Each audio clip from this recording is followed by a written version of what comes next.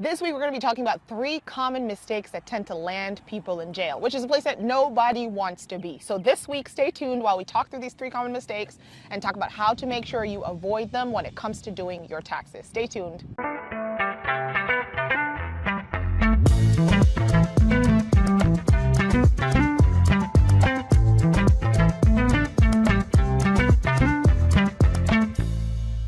Now, I think this is a very timely topic because we're in tax season right now. Right. And for this strange reason, during tax season, a lot of people tend to become tax experts. You start seeing people on TikTok that are giving tax advice. Right. Some of it is not good at all. True. You start seeing people on Instagram, like your mother's cousin's neighbor is like, oh, did you hear about this? Oh, you need to do this type of strategy. And I'm just like, you're gonna get in trouble if you do that. Yeah, and I feel like people, after doing taxes a couple of times, people just feel like, they have it and, they can figure it out. And I think most times, for most people, their taxes are pretty straightforward. Most people don't have complex financial situations.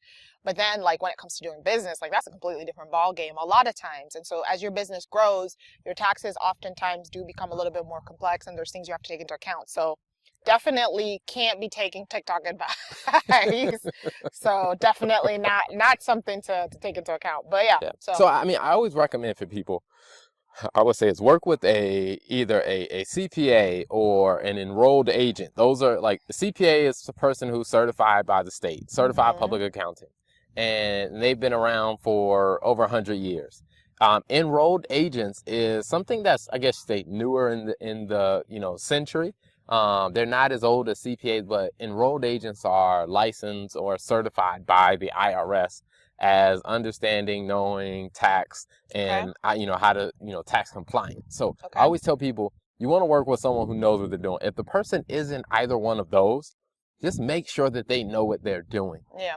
Ask some questions and get some, figure some things out, because it can really help you, avoid some mistakes. That's why I originally created the whole stay out of jail plan program. Pretty good course too, yeah. because I saw so many people doing stuff that I'm just like, you're going to get yourself in trouble if you keep trying to follow that advice. Yep. And so I did want to we're not going to cover everything that I cover in the stay out of jail plan, but I did want to take at least 3 of the major points out of it and talk a little bit about that. Now, the first one in that list is the difference between tax avoidance and tax evasion.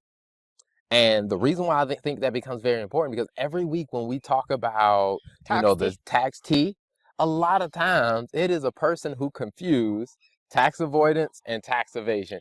Or someone who was just tax evading, period. But we're going to talk about that. We're going to talk about that, but yeah. And so, I'll start it off like this. The definition between tax avoidance is taking legal strategies to lower your tax liability. And we can talk about some examples of that. Tax avoidance. That's tax avoidance. Okay. Tax evasion is you're just being misleading, you're lying, you're lowering your tax liability, but you're not doing it legally. That can come back to really hurt you and haunt you.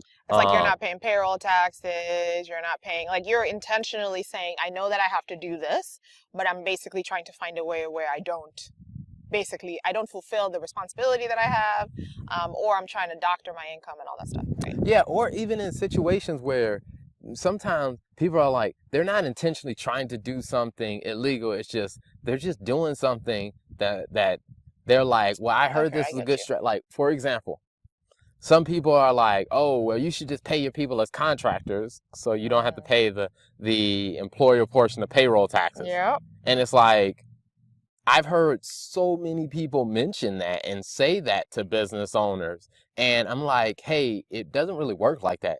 You don't just decide to treat them like a contractor. Right, they have to actually qualify. Yeah, the IRS has rules and criteria about who is a contractor and who is an employee. And so I think there are some things that people are doing that are just obvious tax evasion. Yeah. For example, like I think it was a couple of tax teas ago. Was it a construction, a gentleman Yes. that owned a construction company? Yes, the one who was not secretly, the one who was sending the money. He was paying himself, but he was paying himself to like a different account that wasn't getting counted. So he didn't include his personal income as he didn't include the money that he was paying himself from the construction company as his income. Is that the one you're talking about? Yeah, because I think it's like to what you were saying, like the guy, he got a very big contract. Yes. It was a 6-figure plus contract. Yep. And like then $2 over million. several years, Yeah. I mean, it added up to over 7 figures, so over $1 million over several years. And instead of reporting all of that on his tax return, what he was doing is he was paying another company for doing contract work, but he owned the company. He was the only employee of that company, and somehow he just wasn't reporting that. He reported the expenses, but he never included that money he paid himself That's probably some on his advice you tax got on return. TikTok. That's probably some TikTok advice. I can see it right now. Hey, set up a different account, pay yourself from that business account, or pay yourself from that LLC, and you're good. Like, no, just this guy is a classic example that you will always get caught by the IRS. It might take time, but you'll always get caught. I mean, and the funny thing is, that is actual advice that I've heard. Yes, I've actually watched heard that too, yeah. videos where someone literally said, "Hey, the rich out here are avoiding paying taxes. Let me put you on some game of some tax advice of doing what the rich do. What you should do Put you in some is jail." set up, you have your business." And, the funny thing was, this person was saying this wasn't for a business owner he was giving that advice. He was giving this advice for a person who worked a W-2 job. So this person worked a job. And so what he said was, all right, take your paycheck. You want to set up a LLC. Are you serious? And you want to take your after-tax dollars from your job. You want to put the money in your LLC's name, because your LLC doesn't have to pay any corporate taxes on it. And then you can just take draws out of the LLC to pay for your living expenses. And I was sitting there thinking, that's like, so dumb. This is bad advice. That is so dumb. Respectfully. I was like, this is horrible advice. Oh gosh. I'm like, and then I was like, when you think about it, I don't even think you're really avoiding taxes. No, because at the end of the day, like you said after tax? Yeah, you're taking. So you get a taxes. paycheck, you open an LLC, you put the money in the paycheck in that business account in the LLC, then you withdraw money from that? Yeah. That doesn't even make any sense. That's not even good tax advice. Yeah, I'm just You're like, not saving any money. you've already paid the taxes Exactly. on it, This and is now not you're adding just up. adding this extra loop. I'm like, you're setting yourself up to be audited. Yeah, exactly. And That's I shady. think also other situations where like people are trying to just hide money, that they're making money, or they're saying like, hey, I get paid under the table. Or one of the most common ones that I see that I always tell people, I'm like, yo, Yes. that's straight up tax evasion, is when they're getting paid. That, let's say if they're getting a 1090, let's say they get paid as a contractor, and they come back and they say, well, this person doesn't pay me as an employee, so they pay me as a contractor, so the IRS doesn't know. And I'm like, what you don't realize is they're filing a 1099 Someone is filing with the something. IRS. Yeah. They're telling the IRS they've already paid you. So if that income does not show up on your tax return, you are going to have an issue. Yeah, and so I think that would be like number one, basically, like omitting. No, number one was tax evasion, right? Yeah. So tax evasion versus like tax avoidance. And then the second mistake, which leads into the second mistake that you talked about, which is basically omitting income. So like saying, I guess in this case, hey, I'm getting paid, or even in some cases where people are getting paid cash, when they're getting paid cash by a business owner. I think a lot of times people don't recognize, unless the business owner is also not claiming or issuing a 1099 for you, but a lot of times the business owner will send you a 1099, and if they do, it's like they're recognizing that income. And a lot of times, all the time, your Social Security is tied to that 1099 that they issue with the IRS, which means that there's a missing part of the transaction. So if you decide for whatever reason you don't want to include it, that's not going to work. Yep, absolutely. I mean, and I think that one becomes, a very obvious area. And I think a lot of people don't realize, 'cause even a lot of the tax teas that we went through, what the person that ended up going to jail didn't realize is the IRS already knew you got paid, Right. because the IRS saw the 1099s. Right. The IRS already got the heads up that you got paid. Right. It's just you didn't include it on your tax return, and Red flag. you thought that, hey, it's all good or whatever. And I'm like, that's not a legitimate strategy, because I think there are legitimate ways for some income not to be included. Like one of the very common ones is the qualified, the QBI, the qualified business income deduction, Yeah. to where the first 20% is excluded from, the tax calculation. Like, that is a tax avoidance act. That is a legal strategy for not, for limiting the amount of income that gets reported for tax purposes. Yeah. And so I always tell people is, there are a lot of people who are starting to get, involved in different things, especially when it comes down to like influencers. And when it comes down to people that are doing stuff on social media, Yeah. what people don't realize is when you start getting free perks and stuff like that have some value to them, like in the eyes of the IRS, technically, that's actually income. Yeah, that's actually good, because that's actually a really good point, because I know a couple of years ago that was like a really big news story where the IRS was starting to crack down, even some of like the sales tax, like the tax regulation by like city and by state. Like, we're trying to figure out, hey, when you do business in this city, I think especially like during the COVID time frame of like cities and states, and even like the IRS, the government was trying to get a bit more aggressive about how, like, making sure that people were paying their taxes in certain areas. Yeah. So I think the influencer piece is like, yeah, I'm getting these free products and stuff like that. And they're like, oh, it's free. I get to talk about the brand. But to the IRS, that stuff is income. Yeah. And I think also one that you mentioned that was a good one on the last week's episode was the topic of canceled student loan, right? Like, a lot of people are oftentimes don't realize that, well, I guess depending on what the decision is on the student loan, but oftentimes canceled student loans are considered, or debt is considered, income. Yeah, I mean, and I think a lot of people struggle with this because, I did a presentation for the Zeta Phi Beta organization in Charlotte, and one of the young ladies I was talking to afterwards, she was like, yeah, she learned that the hard way, where she had one of her debts got canceled, and she ended up getting a letter from the IRS about, hey, that her income was underreported. Because I always tell people, as you take a step back like this, it's like, typically when it comes down to a business, if you're receiving a benefit, that is somebody else's expense. So if your debts are being eliminated, somebody else is taking an expense for that debt that's being eliminated. So then the offset has to be somewhere. Yes. And so from the IRS's perspective, unless it is a unique situation, let's say, for example, you went to college and you did the work debt forgiveness program. Like, a lot of times like teachers have that program to where that may be an exception to it, or even when it comes down to like what Joe Biden has talked about with the student loan forgiveness, like they also had to come back with extra rules, or an extra rule to say, hey, if this does happen, our plan is not to make it taxable or whatever. Right, which makes sense. Yeah.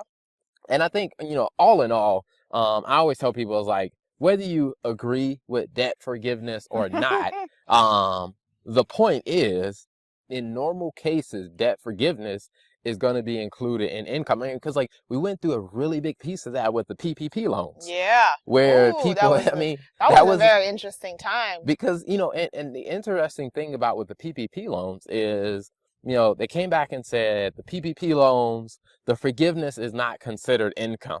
And people are like, oh, great, it's not going to be considered income. But then they also came back and said, well, all the expenses that you paid with this money, you can't include those as deductible on your tax return. Yeah. So in essence, it's essentially income. You're put in the same exact position in the same way. Right. So ended up, being a very interesting way of try to work around it, but that's just not the way it happened. And I always tell people is just being very mindful that you may end up in a situation where your income ends up being higher than the money you actually received. if you have situations like debt forgiveness and stuff like that. Yeah, that's a good one. And I think specifically for business owners, one of the things that I oftentimes like think through or talk about is if you have good financial systems, like let's say you're using QuickBooks or you're using Xero, whatever it is that you're using, specifically when it comes to omitting income. Like I think it's very easy for people to make mistakes when it comes to their tax return because there's a lot, especially if you're doing it by yourself. Yeah. There's a lot of things you need to think about, like puts and takes. It's very meticulous. And it's not the kind of thing where you want to make a mistake on because it's almost sometimes a nightmare to go back and fix it and refile and all that stuff. And so one of the things that I always recommend is, okay, how do you make this process as simple as possible?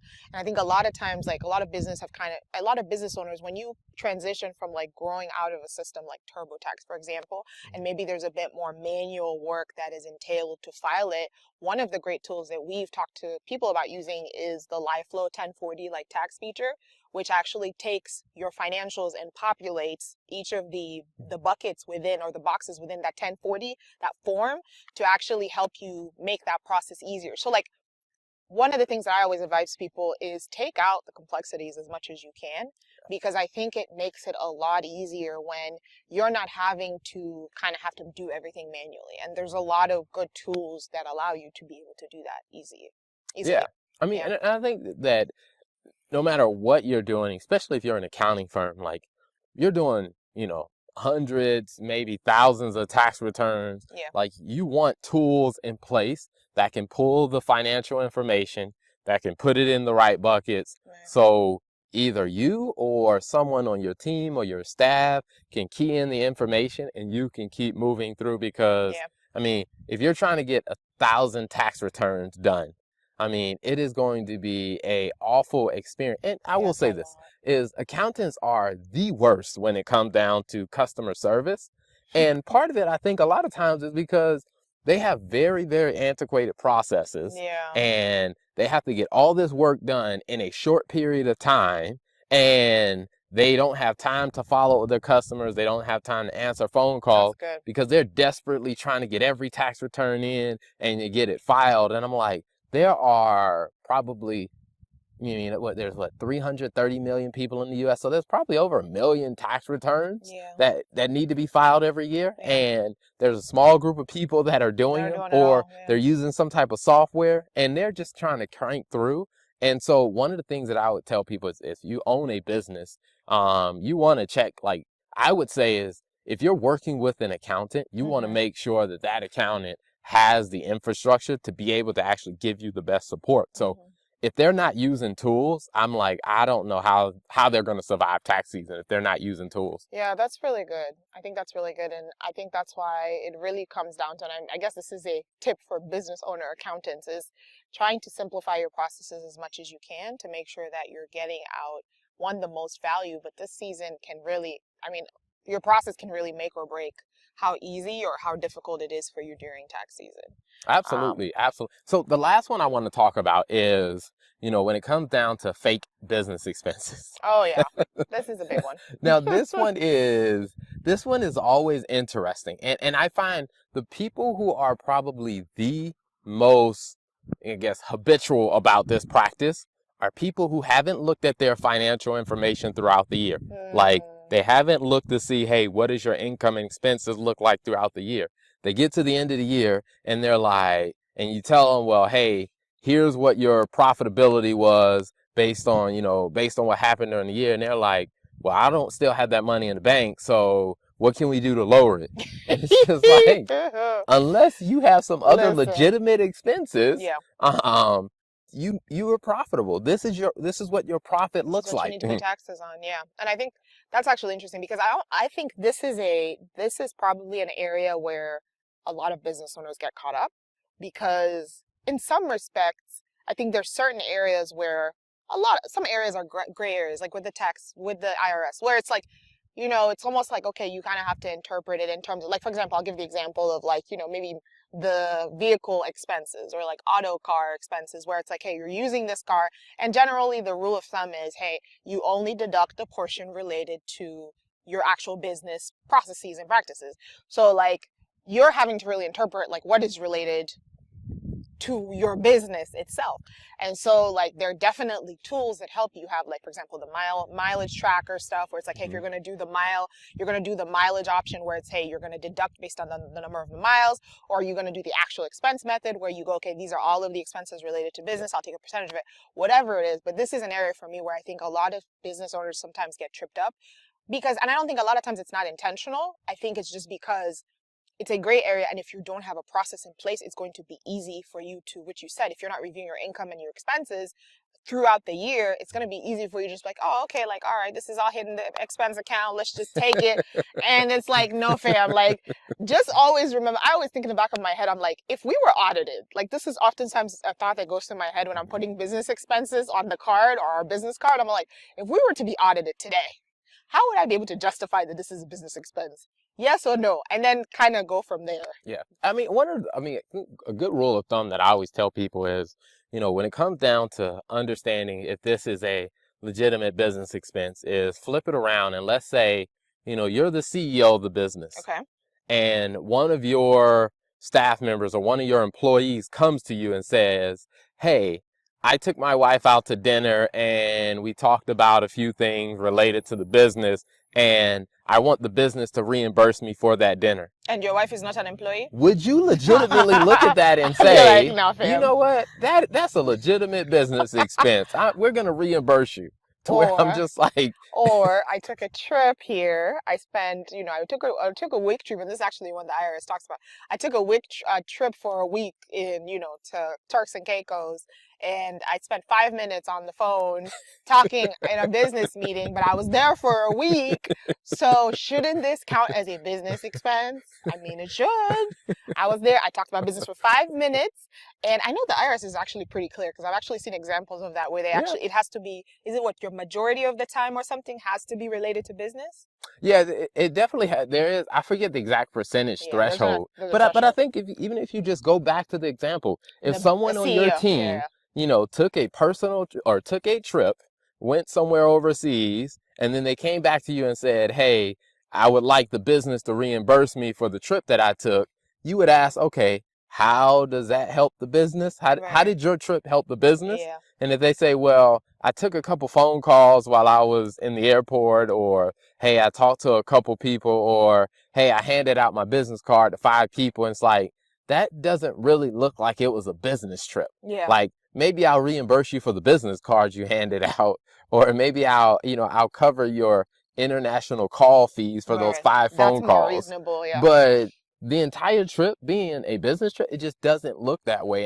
And I think for a lot of business owners, I think when it comes down to stuff like that, I mean, those ones I think are obvious. But where I see the biggest issue, because I had a conversation with a business and it was like, for a while they operated using cash, and they really didn't have a good record, like paper trail for what they were doing. And I'm like, this is going to be a very difficult thing to substantiate, because if we ever get questions from the IRS, like, you're not in a position, I'm not in a position for us to be able to actually say and prove, yes, this is what the money was spent on. And so I always tell people that is why I think when you're running a business, the bookkeeping becomes very, very, very critical. Yeah. I mean, because, and I know it may seem like it's a simple thing, but it is probably the thing that's going to lead you into the best tax strategy,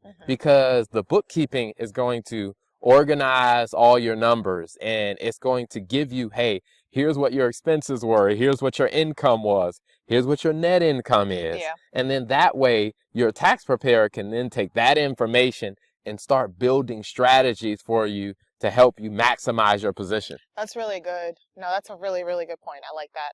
Okay, I want to play a little game before we go. Or before I go into tax tea. All right, so I'm just going to list a couple of like expenses, and I want you to tell me, like, is this like business expense or is this not? Okay, so let's say you go out to eat, and you go out to eat and you have a conversation at dinner about just the business.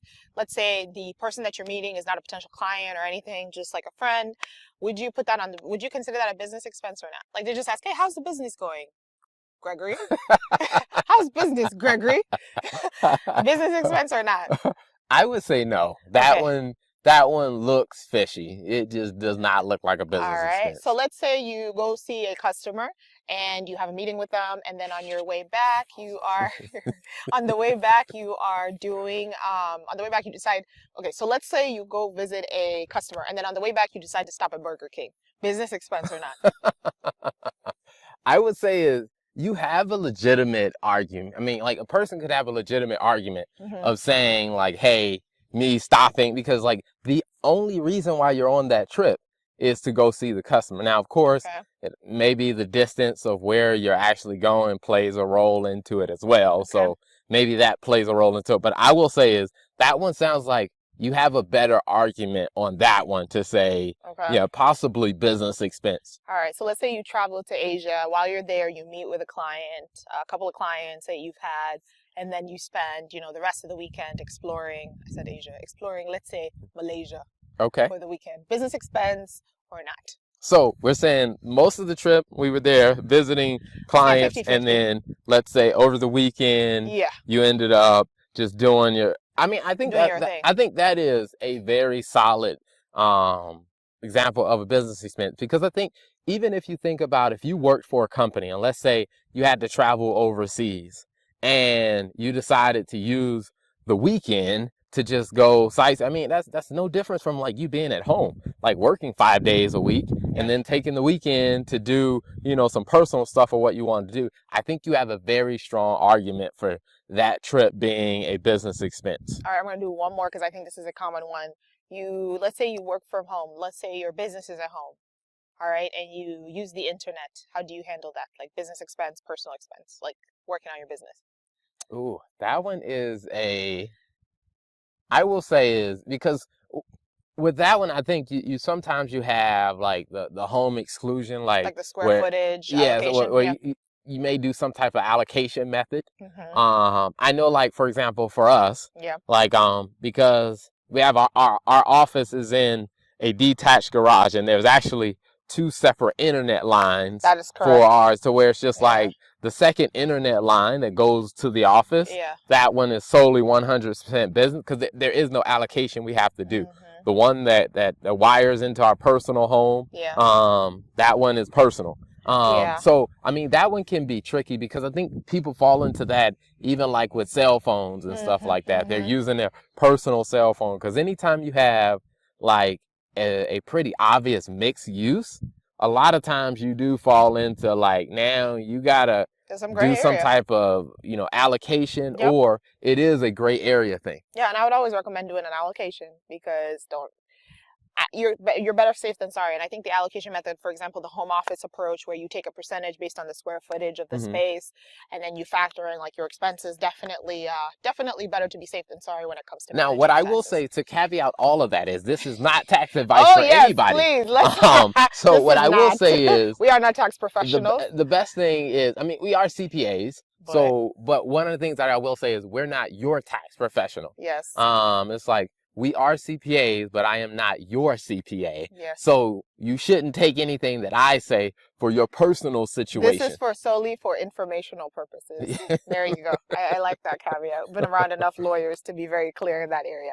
All right. Okay, cool. So I think that does it for the tax discussion, or the 3 common mistakes. So let's just kind of highlight 3 common mistakes is confusing tax evasion and tax avoidance. Yep. Tax evasion is illegal. Tax avoidance are using legal strategies to lower your tax liability. The second one was omitting income. Yes. Not including all of your income in your taxable income or your tax calculation. The third one is fake expenses.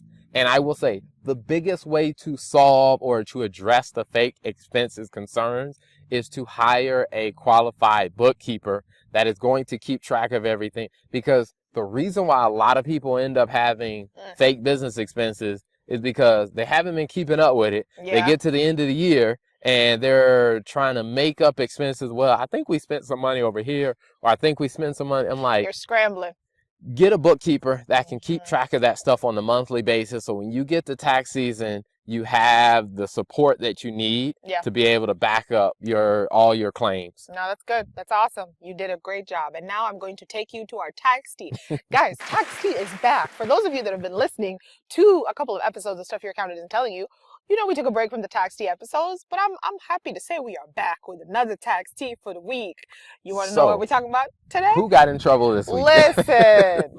So the person that got in trouble this week is a ex-Fox executive who basically like was Fox, paying, like the Fox, network, like the TV network. Yeah, the Okay. TV network. All right. And a company called, I think, let me just make sure I have the name correctly here, Full Play Group South America. Okay. And the reason why they got in trouble, and basically the story here is, well, the penalty is up to 40 years in prison. 40. Wow. 40 years in prison, okay? And basically what happened is this Fox executive, or former, they were very clear about that, you know, because they're like, we don't want any affiliations with, you know, Fox is so like, we'll say this former media executive. This former media executive, and this other company, this father and son run company, were basically charged with bribery and corruption because they were paying millions of dollars to organizations based in South America. Specifically, in this case, it was Argentina, to have full broadcasting rights to soccer matches. So for those of you that may not be well familiar with soccer, I think everywhere outside of the United States, soccer is a pretty big deal. Especially or as we Argentina. call it, yes, or as we call it in outside America, it is football. Okay, football is a very, very, very, very big deal. We recently just went through the World Cup in December, so yeah, pretty big deal. And so allegedly, this executive of this media company paid millions of dollars to officials to have sole broadcasting rights, allegedly also in the United States, for the World Cup coverage for 2018 and 2022. Wow. And I think the reason why this is so severe is because this media company actually won the bid and got to, as you know, host or be the sole platform where the World Cup games were shown. Oh, wow. And so in addition to that, they also did that. So they did that on an international level, which is why I think this case became an IRS tax case, because it was based in the U.S., that situation. But in addition to that, so also in Argentina, like the local games, as you know, football is a very big deal in Argentina. Yeah. So a lot of the local games and the regional games, they also were paying millions of dollars in bribery to these officials so that they would be the only ones broadcasting on their channels. Wow. Yeah. So of course, what that means is, if you're thinking about this, like, why is that such a big deal?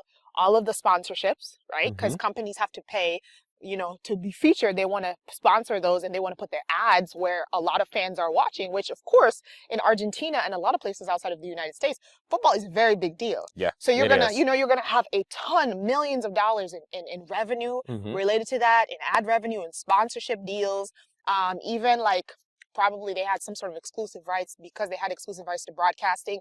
They were able to promote people had to sign up for memberships to be able to watch on their channel. So a lot of revenue came from this. It didn't detail how much, but he's facing up to 40 years in prison. And the part that I thought was so hilarious is the family that I mentioned to you. I think it's called Full Play South America. It's owned by a father and son, and they are still on the run. So they've been on the run since 2015. So allegedly, let me just preface.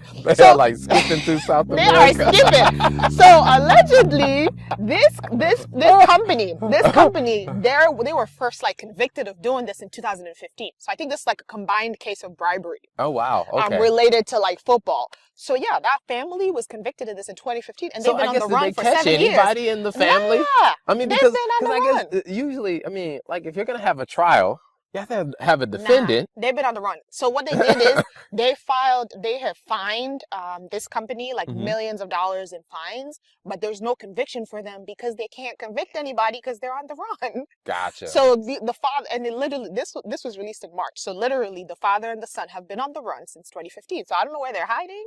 I mean, at this point, it's been 7-8 years. I don't think they're coming back. Probably hiding somewhere that does not have extradition laws. Yes. Which, so they will not be stepping foot in America anytime soon. And so this media company guy, you know, if he's convicted, he's going to get up to, or he could potentially get up to 20 Are they gonna become years. like the new like Raymond Reddington blacklist? Probably. I don't know. It's just I don't know. I hope he's developed. I mean, they've had 8 years to develop a reputation. So if they haven't been caught at this point, they may be doing something, right, or just something wrong. I don't know. When you're an accountant and you're looking at the financials, Mm-hmm. your credibility is on the line. So like Right. I would say to any accountant, because this is clearly just they're breaking the law. I mean, Mm-hmm. the bribery this just puts it out of this is like that is an operational decision that they are making. Yeah. I would say the lesson I would learn, for accountants, is if you start to witness stuff like this, you need to get out. You need to disassociate as Time to fast as bounce. possible. Yep. Like, because if you see some shady stuff like that, you do not want your reputation tarnished. Mm-hmm. You do not want to be. You don't want your name to be, dragged into this Yeah. saga of craziness, Yeah. because it will hurt your ability. One is people won't trust you after this. Exactly. And then also you could be held liable for some of the penalties or some of the craziness because you just didn't get out of the situation. And so, I mean, I think for that one, and for business owners, I would say is, and this becomes interesting when you're doing business internationally, because Yeah. there are different places where you travel to where they have a different perspective on bribes.